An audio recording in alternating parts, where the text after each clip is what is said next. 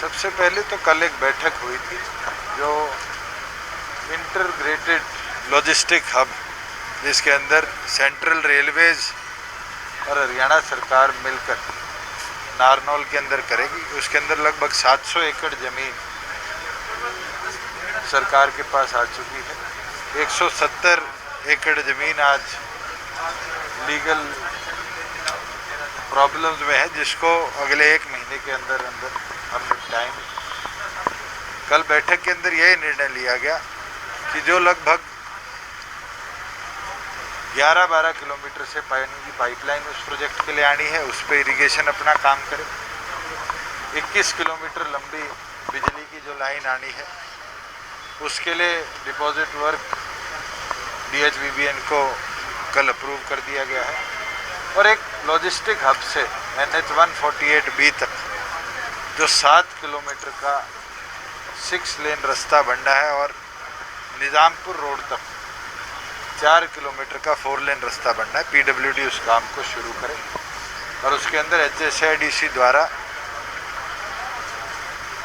लगभग 170 करोड़ रुपया पिछली बोर्ड की मीटिंग में अप्रूव हुआ है और उनको शीघ्र कार्यों को शुरू किया जाए, इस टारगेट के साथ कि लॉजिस्टिक हब को जो हमारी डेडलाइन है उससे भी पहले हम अचीव करें।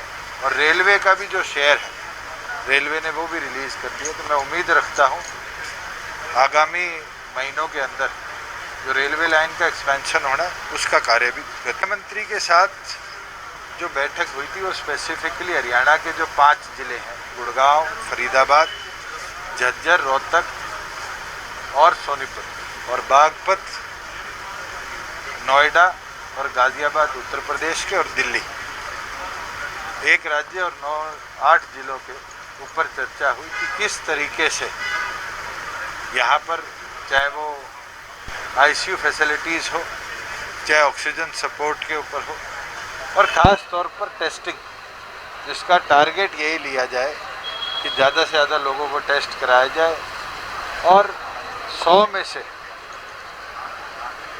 ये टारगेट रखा जाए कि 9 से कम पॉजिटिविटी टेस्टिंग के बाद आए। इसका मतलब टेस्टिंग पर्याप्त मात्रा में। हरियाणा के 4 ज़िले उसको अचीव कर रहे हैं, क्योंकि गुड़गांव में मात्रा ज़्यादा, उत्तर प्रदेश के सिर्फ 1 ज़िला अप्रूव करा था, 2 ज़िलों में वहाँ मात्रा ज़्यादा है। और दिल्ली की हालात तो मेरे से बेहतर आपको भी पता है। तो उसके ऊपर यही तीनों राज्यों ने मिलकर फैसला लिया है कि उस टेस्टिंग कैपेसिटी को और बढ़ाया जाएगा।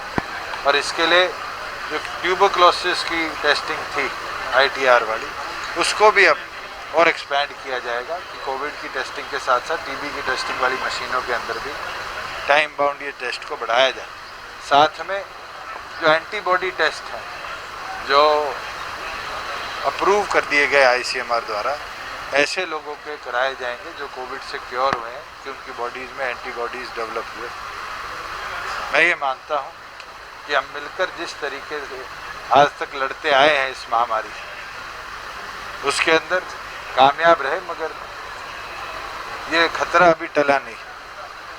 जिस तरीके से मात्रा दुनिया भर में बढ़ती जा रही है, और ख़ास तौर पर आज मैं देख रहा था छोटे छोटे देश जैसे पेरू है, उनकी संख्या भी बढ़ी है। तो इसका मतलब हम सबको प्रिकॉशन बरतने पड़ेंगे, और प्रिकॉशन सबसे अहम होगा आने वाले समय के अंदर इस महामारी से लड़ाई।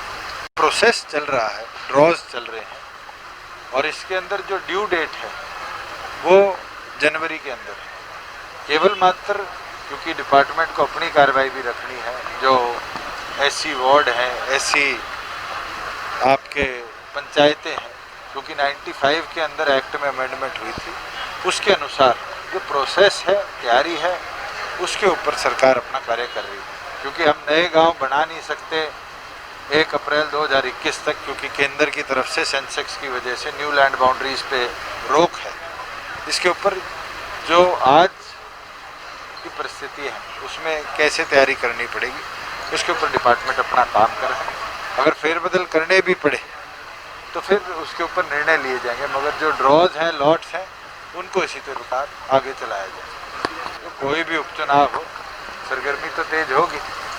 राजनीतिक पार्टियां जब विधानसभा के चुनाव लड़ती तो उसके अंदर अपनी तैयारियां भी करती। मुझे लगता है प्रत्येक पार्टी अपना कार्य करेगी।